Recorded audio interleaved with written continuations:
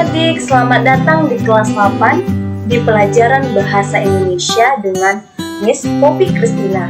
Bagaimana kabar kalian? Semoga kita tetap dalam keadaan sehat ya. Baiklah, sekarang kita akan mempelajari tentang teks berita. Apa yang terbayang jika kamu mendengar kata teks berita? Pasti kamu akan membayangkan koran, majalah, atau acara berita di televisi kan? Saat ini teks berita dapat kita peroleh dengan mudah di mana saja. Tidak hanya di koran saja, tetapi bisa kita peroleh di halaman web di internet. Lalu, apa saja yang harus ada di dalam teks berita? Apakah hanya berita saja? Tentu tidak. Ada banyak hal di dalam teks berita. Kalau gitu, yuk kita pelajari bersama tentang teks berita. Pertama, kita akan mempelajari tentang pengertian dari teks berita. Jadi adik-adik, teks berita adalah teks yang menyampaikan suatu kejadian, peristiwa, atau informasi mengenai sesuatu yang telah atau sedang terjadi yang bersifat faktual.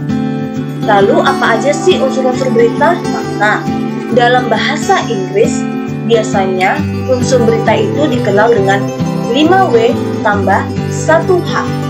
Apa aja itu? Mungkin kamu sudah pernah mendengar atau mempelajarinya, yaitu ada what, where, when, who, why, dan how.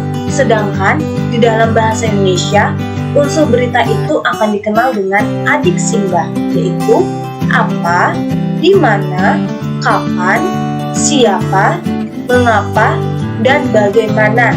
Jadi adik-adik, ketika ditanya unsur berita itu dalam bahasa Inggris, yaitu dikenal dengan 5W tambah 1H, sedangkan dalam bahasa Indonesia dikenal dengan adiksimbah. Jangan lupa ya. Lalu akan kita bahas mengenai apa sih itu 5W tambah 1H? Unsur yang pertama what. Biasanya itu menjelaskan tentang apa peristiwa yang diinformasikan. Unsur kedua yaitu where, berisi tentang di mana peristiwa itu terjadi. Unsur ketiga, when, berisi tentang kapan peristiwa tersebut terjadi. Unsur yang keempat yaitu who, siapa yang terlibat dalam peristiwa tersebut. Unsur yang kelima yaitu why, mengapa peristiwa tersebut bisa terjadi. Dan unsur yang keenam yaitu how, bagaimana sih peristiwa itu terjadi. Selanjutnya kita akan membahas tentang struktur teks berita. Struktur pertama ada orientasi berita. Struktur kedua itu ada peristiwa, dan struktur yang ketiga yaitu ada sumber berita. Mari kita bahas. Orientasi berita yaitu berisi mengenai pembuka dari suatu peristiwa yang diberitakan. Biasanya terdapat penjelasan singkat mengenai berita tersebut. Sedangkan peristiwa berisi mengenai jalannya kejadian dari awal sampai akhir yang didasari pada peristiwa yang terjadi dan dijelaskan berdasarkan fakta dari lapangan. Sedangkan sumber berita berisi mengenai sumber yang didapatnya berita tersebut. Biasanya, berita yang ditambahkan sumber dituliskan pada media cetak seperti koran, tetapi tidak jarang media elektronik juga menyertakan sumber berita terutama di internet. Selanjutnya adik-adik, kita akan membahas tentang kaidah kebahasaan berita. Pertama yaitu penggunaan bahasa baku. Apa itu penggunaan bahasa baku? Jadi, kata baku adalah kata yang sudah sesuai dengan kaidah bahasa Indonesia. Penggunaan bahasa yang baku tentunya untuk memudahkan pemahaman banyak orang karena sifatnya universal. Lalu, kedua yaitu penggunaan verba transitif atau biasanya dikenal dengan kata kerja transitif. Adalah kata kerja yang memerlukan objek atau pelengkap dalam kalimatnya. Adapun ciri-ciri dari kata kerja transitif itu adalah 1. Memerlukan objek. 2. Dapat diubah ke bentuk pasif. Dan 3. Imbuhan yang digunakan yaitu ada imbuhan memperkan, memper, memperi, mei, hingga mekan. Bagaimana sih contohnya? Mari kita lihat. Rina mengambil piring di dapur. Rina adalah subjeknya, mengambil adalah kata kerja transitif, piring adalah objeknya, di dapur adalah keterangannya. Jadi, ini adalah contoh kata kerja transitif. Kalau tidak memakai objek, maka dia bukan kata kerja transitif. Ingat ya adik-adik, kata kerja transitif dapat diubah ke bentuk pasif. Contohnya, piring diambil Rina di dapur. Selanjutnya, penggunaan verba pewarta. Pasti itu. Jadi, verba pewarta adalah suatu kata yang digunakan untuk mengindikasikan adanya percakapan. Kata kerja yang digunakan biasanya seperti mengatakan, memaparkan, hingga memberitakan. Contohnya, berbagai media lokal dan asing memberitakan tentang peristiwa bencana alam dahsyat yang terjadi di Aceh. Jadi contoh ini menggunakan verba pewarta memberitakan.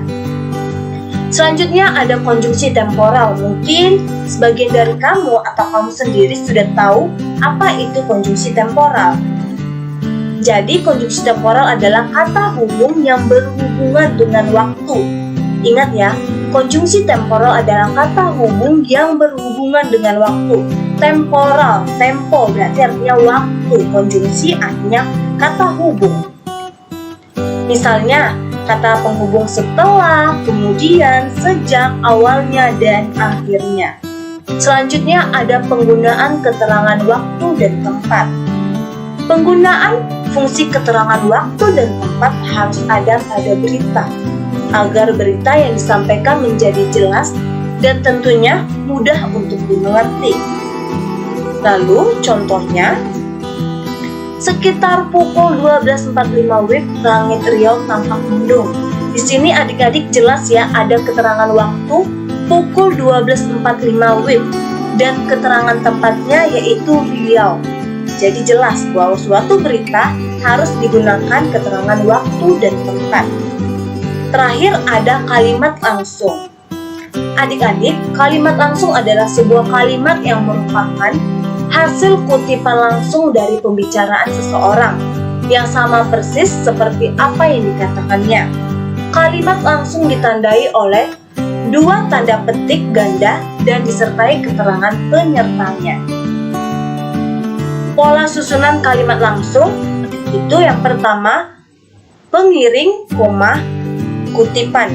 Contohnya, ayah berkata, koma, lalu diberi tanda dua petik, aku harus kembali tepat waktu, titik, diakhiri dengan tanda dua petik. Lalu susunan kedua ada kutipan dan pengiring.